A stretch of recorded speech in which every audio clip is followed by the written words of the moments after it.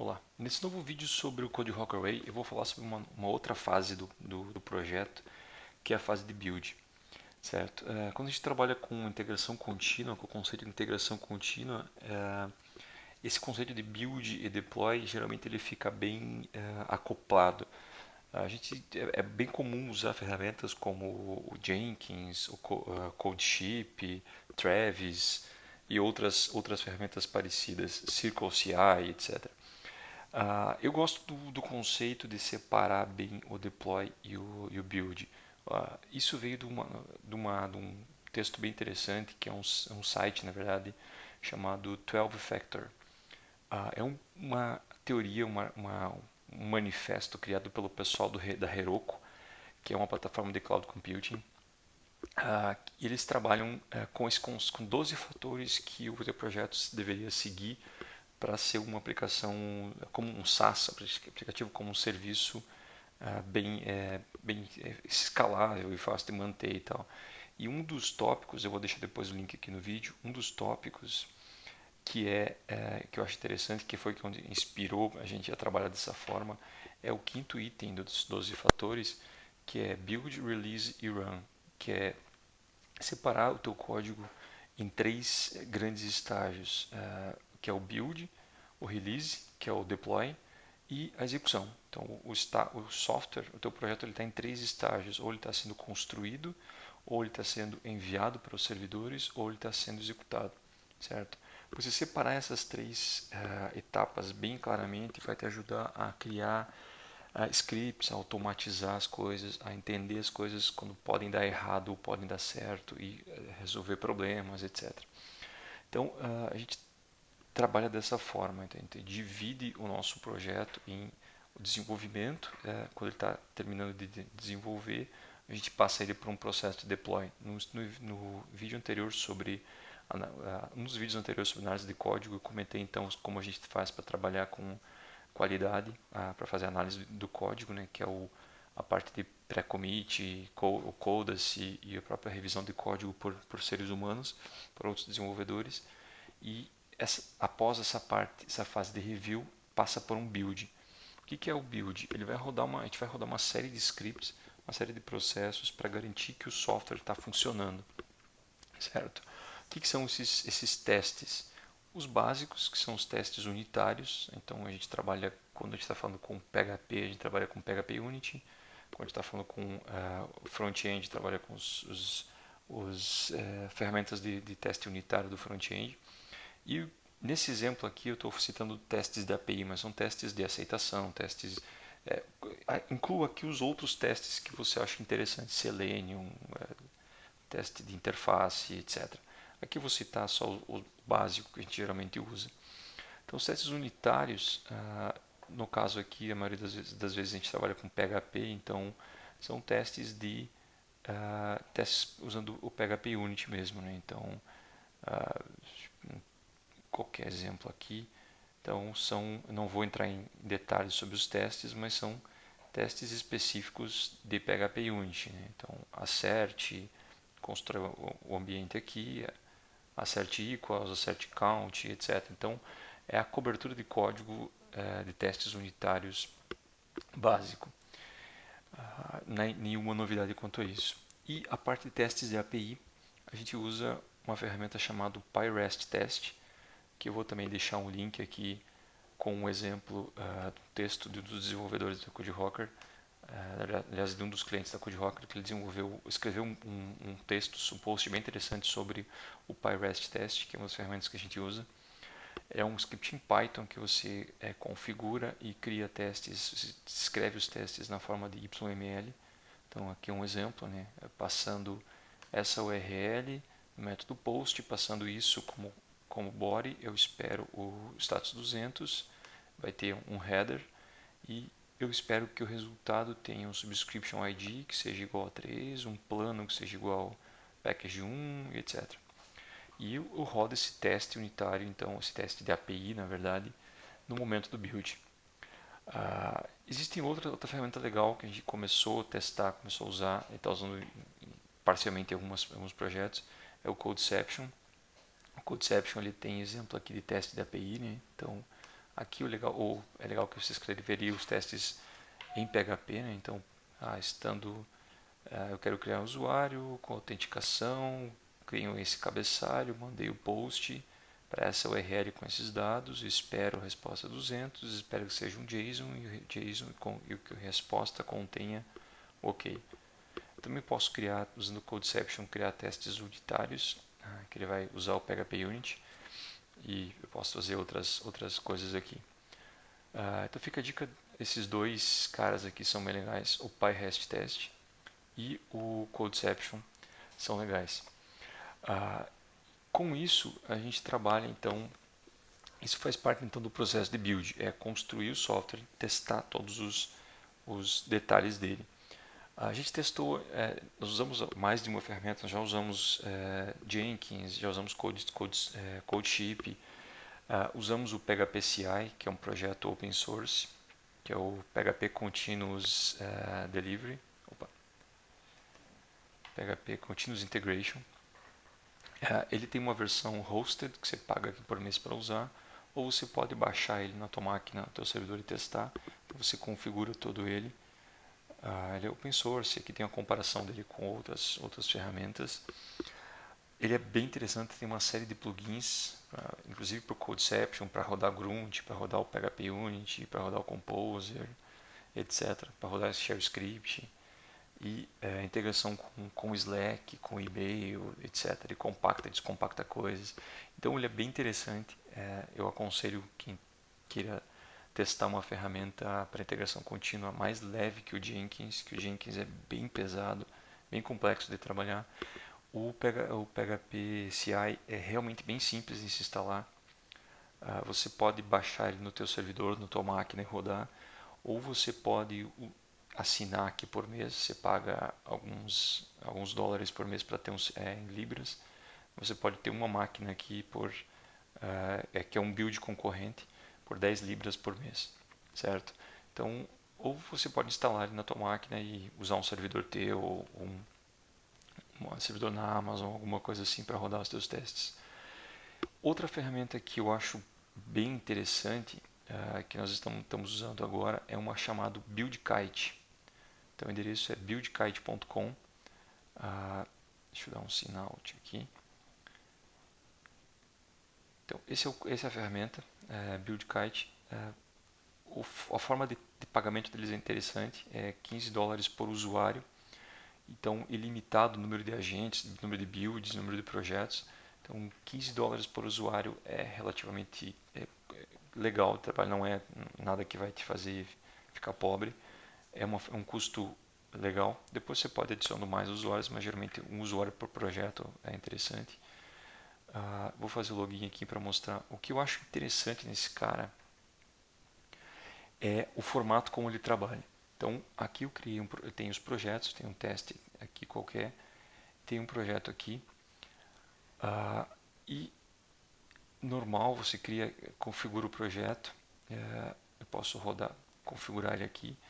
Você tem esquema de passos, tipo esse projeto aqui, para fazer o build, ele tem o primeiro passo que eu chamei aqui de PHP Unit. Você pode criar vários passos.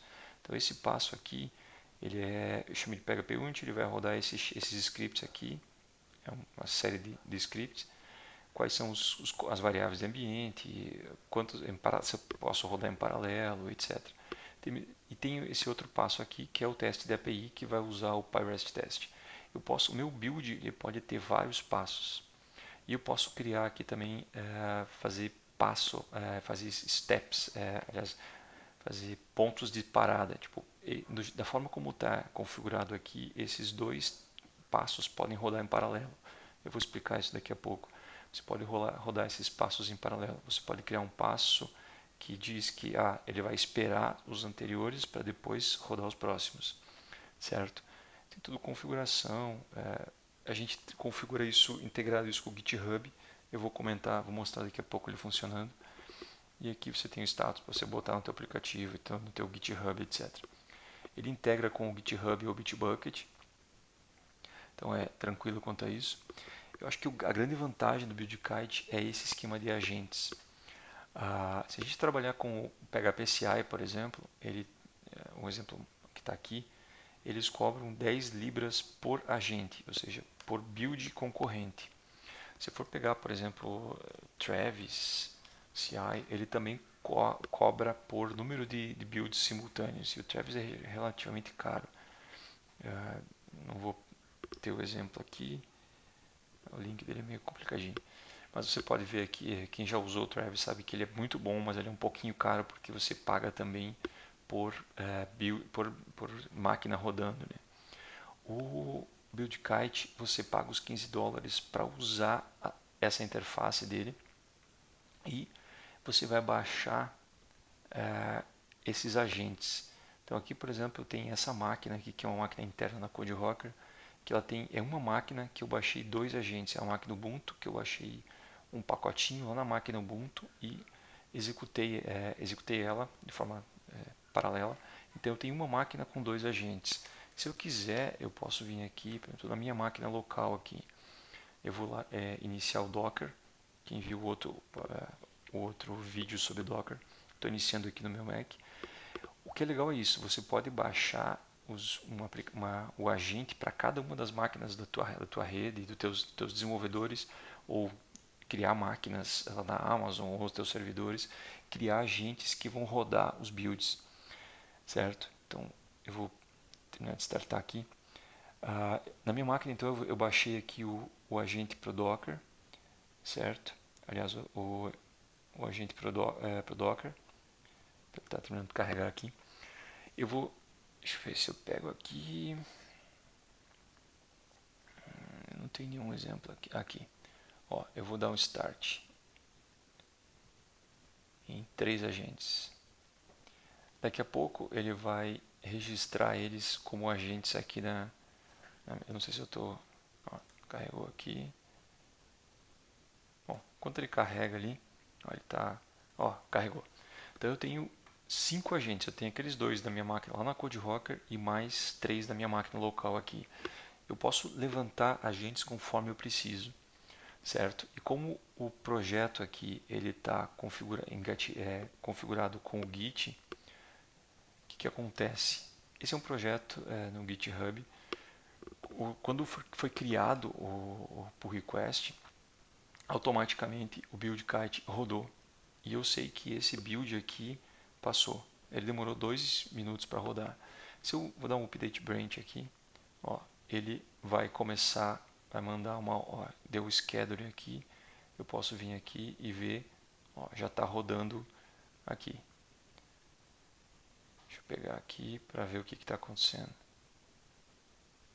Ó, tem um build rodando, certo? E eu posso ver aqui, como eles estão em paralelo, esses processos, esses 2 passos, eles podem estar em paralelo, eles podem estar rodando, inclusive em uma das minhas máquinas, dos meus builds aqui. Não tem nenhum rodando aqui. Ele pegou os 2 primeiros. Então, eu posso ver o que está rodando em cada um desses steps. Cada uma desses passos do meu build está rodando em um agente diferente. Certo? Eu posso ver aqui o que está fazendo. Ele está rodando os testes unitários. Certo? Esse outro aqui está rodando os testes de API. Certo? Então, inclusive esse teste de API ele roda usando o Docker. Ele levantou as imagens do Docker e está rodando os testes de API com o PyRest Test. Instalou o PyRest Test e está rodando. Então, o que é legal do BuildKite é que você paga por usuário. Então, eu tenho um usuário aqui e eu posso ter ilimitados builds rodando em paralelo. Tem momentos durante o dia que eu tenho vários pull requests sendo feitos e esses pull requests vai aumentando a fila de processos aqui e esses agentes vão... Então, durante o dia eu posso levantar mais agentes, posso colocar mais máquinas processando e durante a noite eu posso deixar menos agentes ou desligar os agentes durante a noite e ligar eles durante a manhã, durante o dia, certo? Eu posso ver o log de tudo que aconteceu aqui, posso fazer outras configurações aqui, posso fazer ele gerar alguma coisa no final. Então ele demorou aqui, esse processo aqui, os testes unitários, eles demoraram, não consigo ver aqui, 1 minuto. O teste da API já está rodando um pouco mais. Então está rodando o teste, ele rodou aqui levantou o Docker, as imagens do Docker, fez os testes, descompactou uma base de testes, testou aqui o Doctrine e está rodando os testes da API. Quando ele terminar o build aqui, ele vai avisar aqui para o GitHub que está ok e eu posso dar um merge nesse cara, certo? Então, ele está construindo o software, ele está fazendo o build, certo? No momento que eu terminei, ele terminou aqui, eu sei que todos os testes passaram, que esse projeto, esse pull request, ele está pronto para ser enviado para um servidor de homologação, ou de testes, ou de produção mesmo, certo? Então, o fato do build estar separado garante isso, garante que, ó, terminou aqui, está derrubando, está desligando as máquinas, as imagens do Docker, certo? Ó, desligou o FautoMySQL e o statsd que a gente usa. Ó, terminou aqui, então eu sei que não tem mais nenhum rodando, passou 2 minutos para rodar todos os testes e já avisou aqui, ó. Beleza, tá, esse pull request está testado. Não, vocês viram que no vídeo anterior eu falei sobre o Codacy, ele ainda está rodando o Codacy, então daqui a pouco ele vai avisar aqui o Codacy que esse pull request está bom ou não, em questão de qualidade. Então, o legal de tu ter o processo de build separado é que a gente roda todos os testes em cada pull request. Então, eu sei agora que esse cara aqui tá funcionando. Então, eu posso dar merge aqui para o master no meu pull request sem me preocupar com se está funcionando ou não. Os testes, eu sei que os testes estão rodando. Então, ele só constrói o software, ele faz o build, ele não fez o deploy, ele não mandou para nenhum servidor, ele construiu, testou tudo e me disse, ó, esse processo está ok. Esse pull request, essa porção de código que você comitou aqui, está certo, certo? Então, a gente já rodou tudo aqui, e daqui eu posso passar para a próxima fase, que é o deploy, que eu vou falar no próximo vídeo. Então, tenta sempre pensar em dividir essas fases. Tem uma fase bem específica de deploy e uma fase bem específica antes de deploy, que é o build. Então, você constrói, testa todo o software e aí você faz o deploy, certo? No deploy, nós vamos ver no próximo vídeo, a gente faz compacta tudo isso aqui, faz um rsync, roda o grunt para minimizar os códigos de JavaScript, CSS, e ele entrega uma versão pronta, simplificada, compactada, limpa, para mandar para o servidor, para os servidores de teste, de homologação, etc. Então, isso é legal, fazer o build e o deploy serem bem separados. Eu citei aqui algumas ferramentas, como o PyRest o Codeception para fazer testes, o PHP Unity, que eu não preciso explicar aqui, que é o padrão para fazer testes unitários. Também citei ferramentas para fazer build, como o Travis. Nós usamos também o CodeShip no passado. É uma ferramenta bem interessante. O único problema do CodeShip e do Travis é que ele é um pouco caro, porque você acaba pagando por número de builds e por máquina, né, por consumo. Então, conforme você precisa ter um gargalo de builds para serem feitos, começa a ou ficar caro ou ficar lento. Né? Então, se tu pegar aqui o preço do CodeShip, por exemplo, ele começa com $99 para 2 builds. Aqui no BuildKite você paga $15 por usuário, então você pode ter 1 ou 2 usuários, por exemplo, gerenciando o ambiente. E o número de agentes, o número de builds concorrentes, que são esses paralelos aqui dos concurrent builds, é você que controla. Então agora eu quero 5 builds paralelos. Não preciso mais, parei o Docker, ele desligou os outros agentes, é instantâneo. Certo? Aqui eu posso, por exemplo, dizer que dividir, eu quero que esse agente só rode testes API, esse aqui só testes PHP Unity. Então na minha configuração eu posso dizer quais builds vão ser rodados e tal, em quais agentes vão rodar as coisas. Então você que controla o teu custo. Então eu por exemplo aqui eu tenho uma máquina lá, um servidorzinho lá Linux, lá dentro da CodeRocker que roda builds. A função dele é isso, é rodar builds. Mas eu posso durante o dia, durante um gargalo, levantar as próprias máquinas dos desenvolvedores, eu posso startar um agente e durante o dia elas estão rodando builds para os outros usuários, outros desenvolvedores ou para eles mesmos. Então eu posso durante o dia, cada máquina de desenvolvedor tem lá um processinho rodando em segundo plano para rodar builds, certo? E esse processo roda, terminou no final do dia, eu posso parar esses agentes e estão pronto. Então eu achei uma excelente ideia, uma excelente ferramenta. Então eu aconselho você testar o Build Guide. A integração dele com o GitHub e o Bitbucket é muito boa. O GitHub é mais ainda porque tem esse esquema de Protected Branches lá no GitHub. Então você pode dizer que só aprova quando o build passar e não deixa fazer commit para o master sem estar aprovado. Então é uma forma bem legal de trabalhar. Então aqui na descrição do vídeo eu vou colocar então todos esses links. Qualquer dúvida, qualquer sugestão, se você faz diferente, eu tenho outra sugestão, outra modo de falar, por favor, pode usar os comentários aqui do próprio GitHub, do próprio YouTube, ou entrar em contato com contato@coderocker.com, que eu vou ter prazer em ajudar. É isso aí.